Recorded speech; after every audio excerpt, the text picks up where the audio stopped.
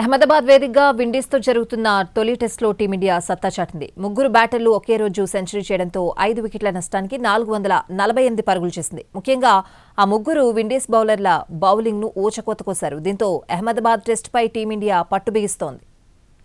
KL Rahul చితక్కొట్టాడు. Dhruv జిగేల్మని మెరిశాడు. చిన్నతల ఫట్ఫట్లాడించాడు. సెంచరీలతో వీరబాదులు బాదారు. విండీస్కు చుక్కలు చూపించారు. Ahmedabad test రెండో రోజు భారత బ్యాటర్లు జూలు విదిల్చారు. విండీస్ బౌలింగ్ను అవలీలగా ఎదుర్కొంటూ 448 పరుగుల భారీ స్కోర్ చేశారు. KL Rahul, keeper Dhruv Jurel, allrounder Ravindra Jadeja సెంచరీలతో దుమ్ము రేపారు. ఈ ముగ్గురు ఒకే రోజు సెంచరీలు చేయడంతో టీమిండియా 286 పరుగుల భారీ ఆధిక్యాన్ని సాధించింది.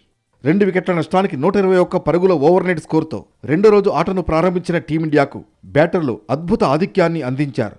కేఎల్ రాహుల్ 190 బంతుల్లో సరిగ్గా 100 పరుగులు చేశాడు. సెంచరీ పూర్తయిన తర్వాత వినూత్నంగా సెలబ్రేట్ చేసుకున్నాడు. తన కూతురు కోసం ఇలా సెలబ్రేట్ చేసుకున్నట్లు తెలిపాడు రాహుల్. నిజానికి టెస్టుల్లో రాహుల్కు 11వ సెంచరీ.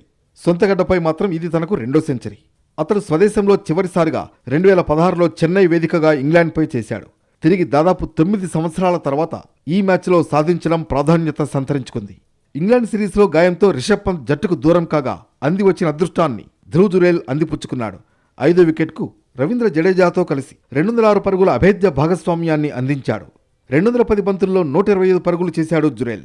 ప్రస్తుతం క్రీజ్లో రవీంద్ర జడేజా, వాషింగ్టన్ సుందర్ ఉన్నారు. జడేజా తనదైన మార్క్ షాట్లతో విండీస్పై సెంచరీ పూర్తి చేశాడు.